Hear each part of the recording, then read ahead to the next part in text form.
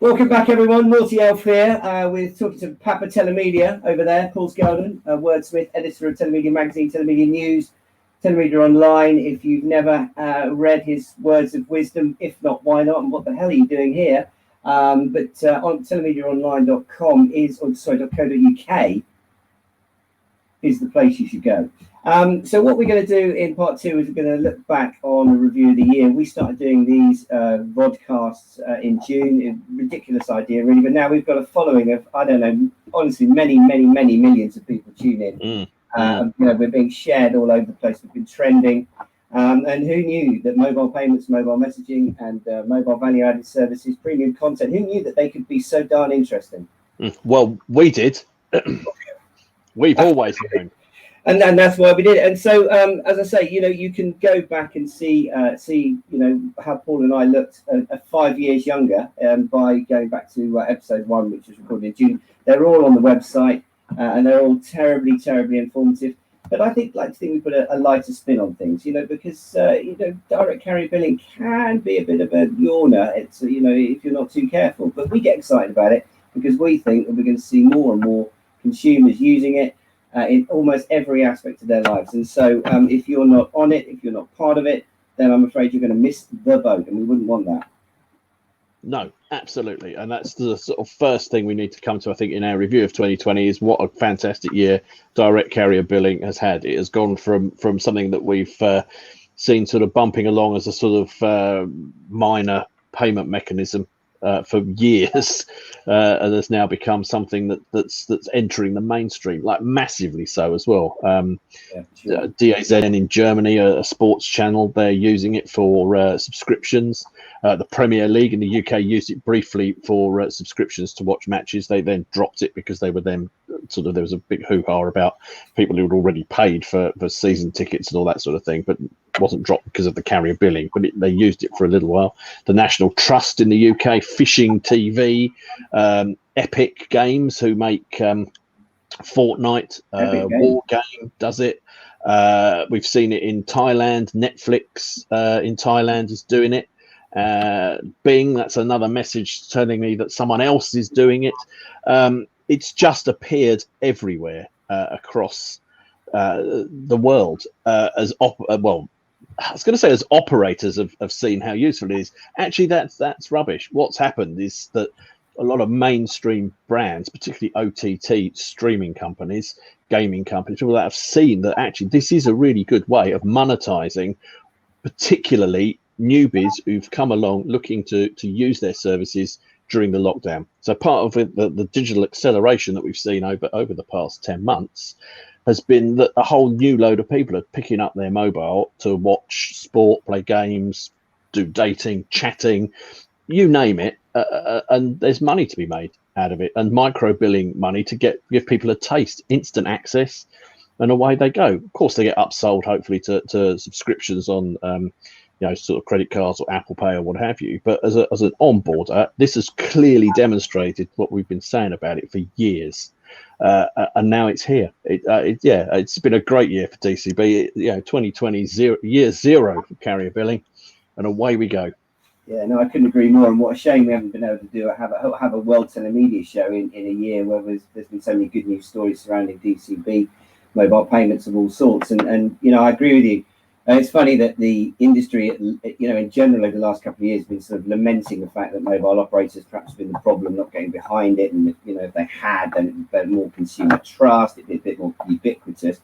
And in fact, it seems as though the trend is being the other way, and that now we're saying, well, if more brands are starting to offer it and see the benefits, actually that will be the route to getting consumers on board, getting them to use it and trust it without even thinking, really. And as we've seen in so many case studies in the Asian markets, once the consumers get a chance to use it, they love it. And if you're a merchant or somebody trying to sell your content or your services, if you've got a mechanism that your consumers prefer to use over, for example, credit card, which is clunky to say the least, particularly when you're engaging with a consumer using a mobile, DCB is where it's at. And I think that, you're absolutely right. We're seeing, I can't remember a year like it. And it is weird setting against such a shitty backdrop of sickness and pain and misery and suffering. In fact, the telemedia industry, particularly DCB, in that environment probably has flourished. And without wanting to make it sound as though it's an opportunistic move or strategy, it's actually been the consumers have been in that position. Yeah, they've naturally gone to it, right? Absolutely, yeah. It's not opportunistic at all. It was there and sort of waiting, and the consumers came along and wanted it. And I think the issues of trust. I think network operators have always been a bit wary of carrier billing as sort of being a bit sort of iffy, if I dare say that. And a lot of that was based on them feeling that consumers got bill shock or were worried about fraud and blah blah blah. This has just changed all that, upended it completely, and made it a consumer driven thing. That the onus now is on network operators to deliver it and make it safe and make it good. They're doing it in the Czech Republic. O2 has done it, hasn't they, with NTH Mobile? They've got all the network operators to agree to sort of operate and interact together to offer these services. And Poland are doing well, aren't they? Poland all jumped on board. They've been Poland as well. Yeah, I mean, how long have we been going on about sort of the need for that to happen? And here it is. And what I think is really interesting is it's happening in Europe, in those parts of Europe. Just as the UK steps out of Europe, we're seeing that sort of Europe is starting to kind of really lead on how these things are done. So and no wonder that DCB is being predicted to be worth 100 billion by 2025, driven by all of this. It's phenomenal. Yeah, and when we talked about how long it takes for a consumer to change their habits, and I think when we were first talking about the lockdown, nobody could predict or could have predicted that the trend would be so permanent, because we didn't think that the lockdown would be such a permanent thing. But I think the original stats were something like 6 or 7 weeks, weren't they, before you actually create a habit. And I mean, now, we're talking sort of easily 10, 12 months. And you'd assume that these consumer habits have now been locked in, which again, it is very encouraging for the industry. And we've heard plenty of commentaries through the Telemedia 8.1 excellent set of panel sessions about how any data and any experiences that you might have had in terms of reaching consumers and engaging consumers prior to February 2020 can just be thrown out the window, because it's a whole new world for marketeers, billing gateways, and for network operators, because their digital consumers are a completely new breed. Yeah, I think as well, to be more sort of broad with it and to be sort of slightly philosophical, I think that consumers' agility to sort of change has changed. They're much more open to trying new digital things because they're desperate to be entertained, and we all feel a bit adrift in these strange sort of socially distanced times. And I think a fundamental change has happened with how people behave, and I think all the things that our telemedia colleagues, the services they deliver, are ripe to make that happen. And I think that's the weird positive thing that's come out of this, is it's actually made things quicker and better, and there's less procrastinating about it. And hopefully we'll see all manner of really innovative things happen. Yeah, well, I mean, and to support your point, I mean, we've been talking this year a lot about RCS, stroke conversational commerce mania.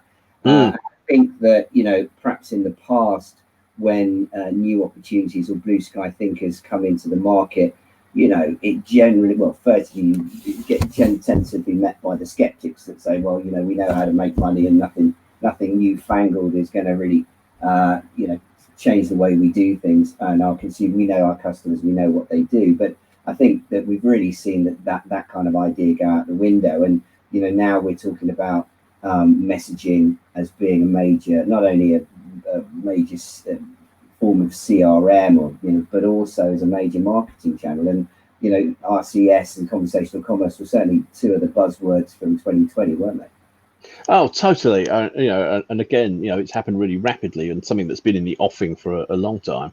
But yeah, I mean, this idea of personalization and sending people marketing messages with, Dear Paul written on them, it's gone out the window. It's all about having conversations and interactions, and messaging is the ideal platform for that. And RCS is now sort of perfectly positioned to deliver that, assuming WhatsApp doesn't nick that business off of them. And it's there, and it's already starting to get some user cases out there, trials admittedly, but it's gaining ground. Got IMI working with Mercedes and Hyundai in India to do marketing stuff. Open Market are doing it. Phonics have been doing it. They did a Valentine's Day campaign. Mgage was the first in the world to add the ability to pay for something, click and pay out of an RCS message, which is the ultimate. That is conversational commerce. You send someone a marketing message, say, "Do you want to buy it?" You click buy, and you bought it.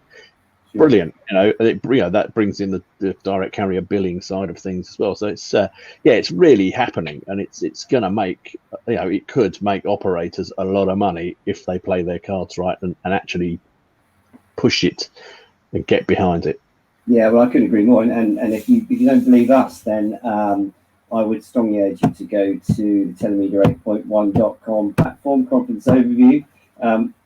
Where you will see a fantastic session, which was me meeting Oliver Latant, who this very day has been announced as the new CEO. Yes, indeed. Well done, all of you. Of Centilli Group. We were way ahead of the curve then. And this guy, 20 years experience, and what was really telling, I suppose, is that 20 years of his experiences in the Asian markets are obviously, well advanced in this respect. And he made a really interesting couple of points, because I think up until that point, wherever we'd talked about conversational commerce, it always seemed to be associated with RCS. And what he was saying, and the world beating Centilli, you just couldn't keep them out of the news this year, have taken a slightly more holistic approach, an omni-channel approach. And they're saying, well, RCS is obviously going to be closer to our hearts. You've got the opportunity to write billing into that. But in terms of talking to merchants and brands, you can't just be pushing one form of messaging in the same way as you can't be pushing one form of billing. And in the same way as your customers are going to have a preference over the way that over the messaging that they are prepared to communicate with you. So you have to take into consideration all the messaging apps. And, there are ways, some more streamlined than others, to integrate billing into them as well. So, obviously the Mgage development with RCS is brilliant, and I'm sure others will follow. But there are other billing options that can be wrapped into other forms of messaging. And the kind of businesses that we see driving Telemedia forward are by and large taking that sort of holistic approach and able to go to big brands and fit in with their strategies and therefore also fit in with their customers. Totally. I think that's the thing, isn't it? We're going to see sort of, coming from the telemedia industry side, they will be offering WhatsApp integrations and integrations with other billing mechanisms. It won't just be trying to push DCB and RCS and SMS. It will be, bringing in all those tools. That's what the companies we deal with are so good at doing and always have been.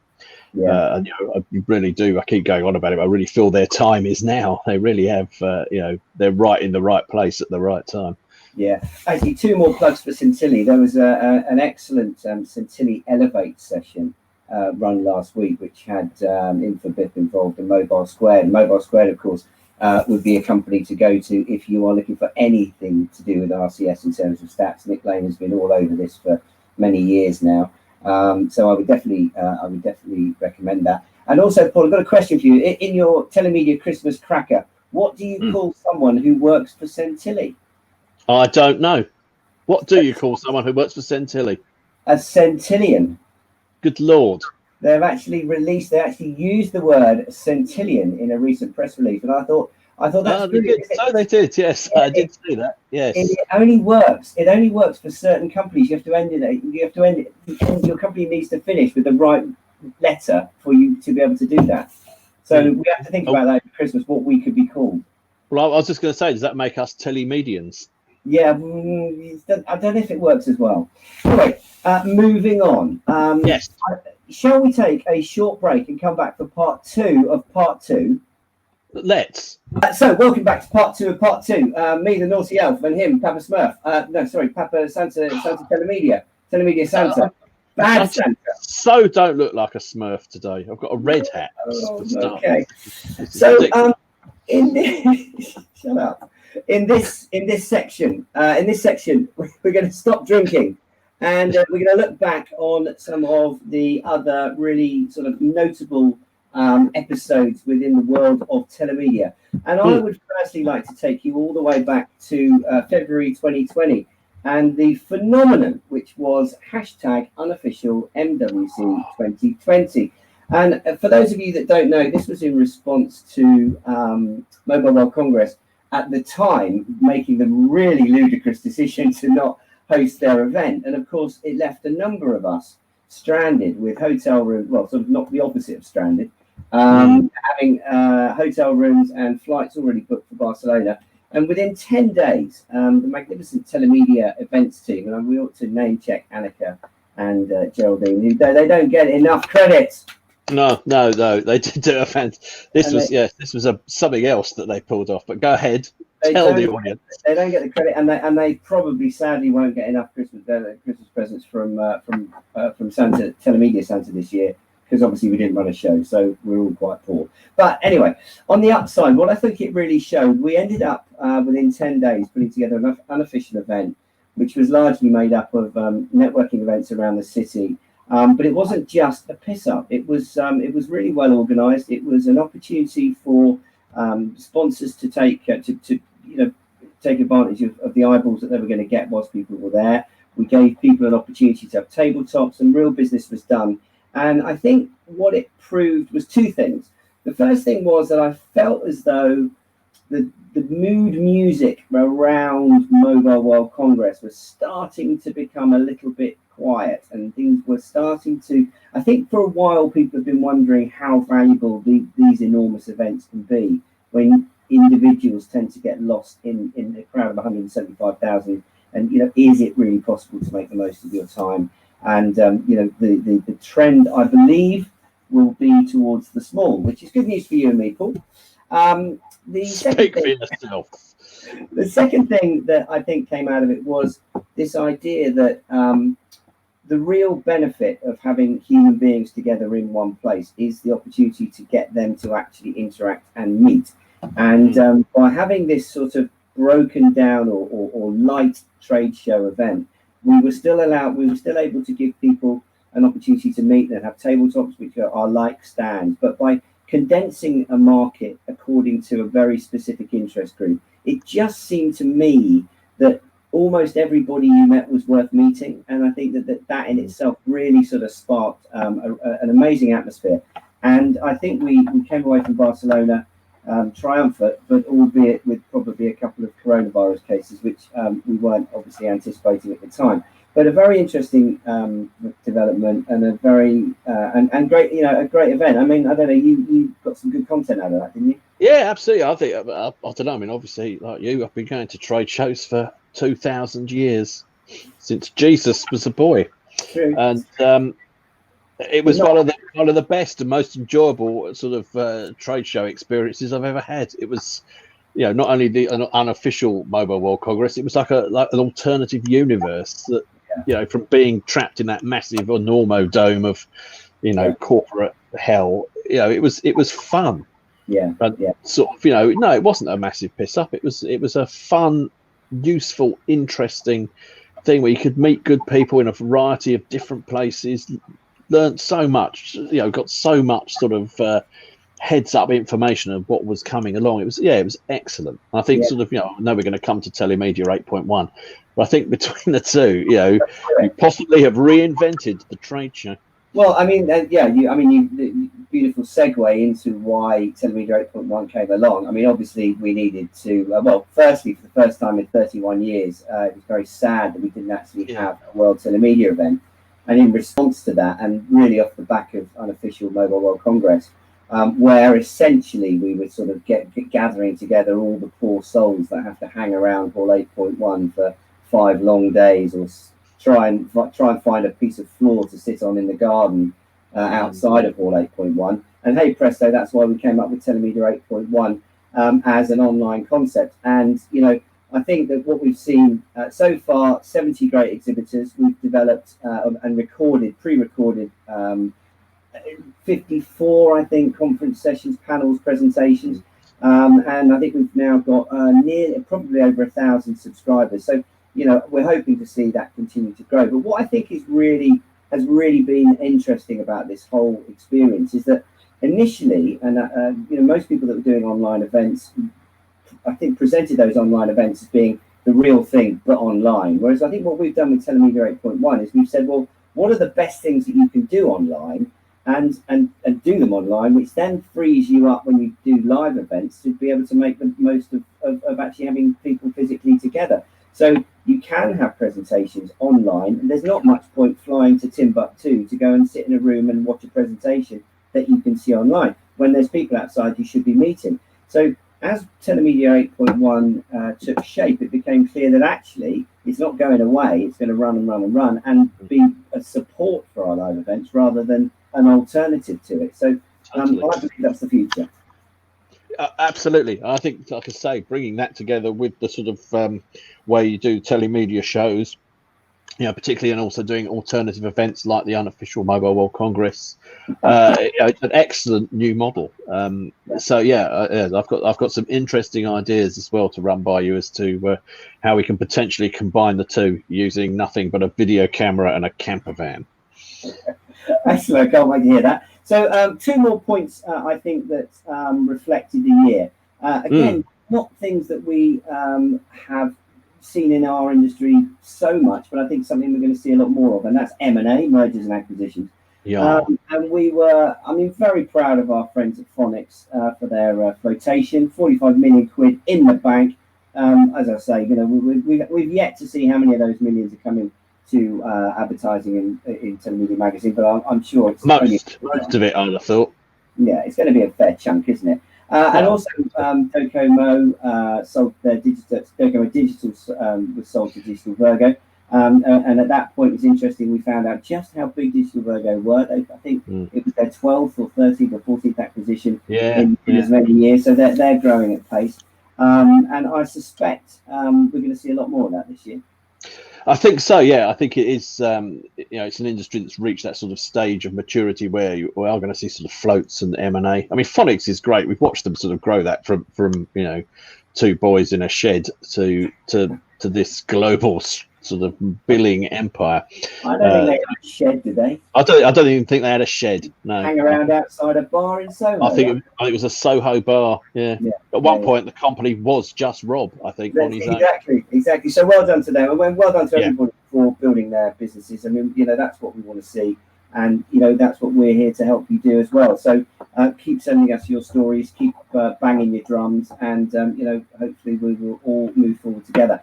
A few personal highlights, Paul, just to finish off this particular section. I've got to say these video chats have been very amusing, and there was one particularly amusing moment where you were explaining the sex toy story, and anybody that has a chance to go back into the archives, that was amusing. And also one of the first opportunities for Paul to introduce props into our sessions was a gag that I completely missed, but only found funny, only noticed second or third time round, and that was when Paul Skellington's skeleton appeared. When we were talking about, I think, the story about Reality Clash in BBC Studios, wasn't it, Paul? I think we were. No, that was the Dalek. I think. Okay, that's right. We were talking about Reality Clash. Dalek joined us. We realised that their world domination was always going to be scuppered because he was only that big. But yes, this Paul Skellington also joined us. That was around Halloween, I think, if I remember you might be right. I think that just goes to show that there's still plenty of value in going back through the archives of the Telemedia news and seeing our words of wisdom. We've covered some interesting stuff, and certainly one of my resolutions for 2021 is more props. More props, a lot more props. A lot more. And with that, this session is going to have to be a lot less talking because we're going to round up part 2 of part 2. Thanks for watching. Join us in part 3 for predictions of 2021, and I think there might just be an amusing video, some of our best bits. So we'll see you in part 3. Thanks for watching, and have a very happy Christmas. If you can't be asked to come and watch part 3.